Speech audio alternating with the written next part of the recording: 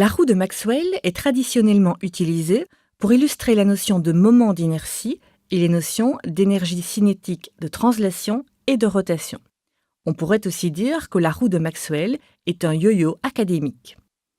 Il s'agit d'un anneau de rayon grand R et d'un axe de rayon petit r.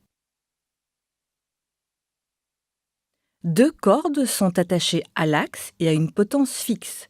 Les cordes peuvent s'enrouler sur l'axe.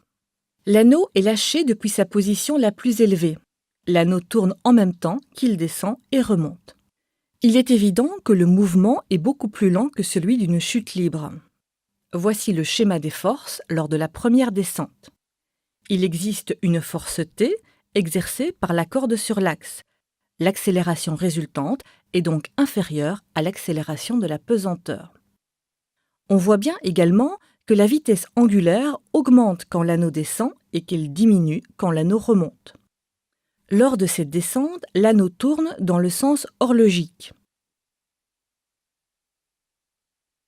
Oméga est un vecteur qui rentre dans le plan du schéma. Le moment cinétique grand L est un vecteur qui a la direction et le sens de oméga. D'autre part, on sait que la variation de L est due à l'existence d'un moment de force tau. Ici, c'est la corde qui exerce un moment de force. Et ce moment de force R croix T a le même sens que L. Il rentre dans le plan du schéma. Le moment de force est donc responsable d'une augmentation de L et donc de oméga. Lors de la remontée, l'anneau continue à tourner dans le même sens, le sens horlogique. Les vecteurs oméga et L rentrent toujours dans le plan du schéma. Par contre, la corde tire sur le côté droit de l'axe. Le moment de force est donc un vecteur qui sort du plan du schéma. Le moment de force est donc responsable d'une diminution du moment cinétique L et donc aussi d'une diminution de la vitesse angulaire oméga. Quand l'anneau arrive au point le plus haut, son énergie potentielle est maximum, tandis que les énergies cinétiques de translation et de rotation sont nulles.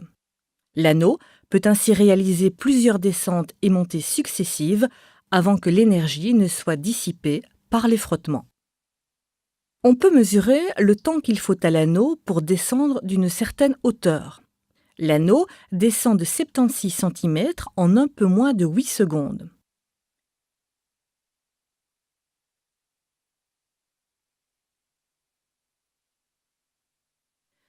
À partir d'un raisonnement sur la conservation de l'énergie, on peut montrer que le temps de descente est fonction de la hauteur h, mais aussi du rayon de l'anneau grand R et du rayon de l'axe petit r, ce qui donne un temps de descente de 8,1 secondes.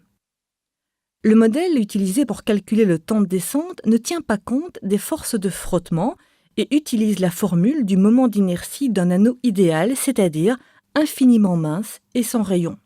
On comprend bien qu'il y ait une différence entre la valeur du temps calculé et celle du temps mesuré. On recommence la même expérience avec un disque dont la masse, le rayon et l'axe sont les mêmes que ceux de l'anneau. On observe que le disque descend plus vite que l'anneau. Ceci est dû au fait que le moment d'inertie de l'anneau est plus élevé que celui du disque. L'énergie cinétique de rotation de l'anneau est plus élevée que celle du disque et son énergie cinétique de translation est plus faible. Le mouvement du yo-yo peut être décrit de la même façon. C'est grâce à la corde enroulée sur l'axe central que le yo-yo est mis en rotation et qu'il peut remonter jusqu'à la position initiale.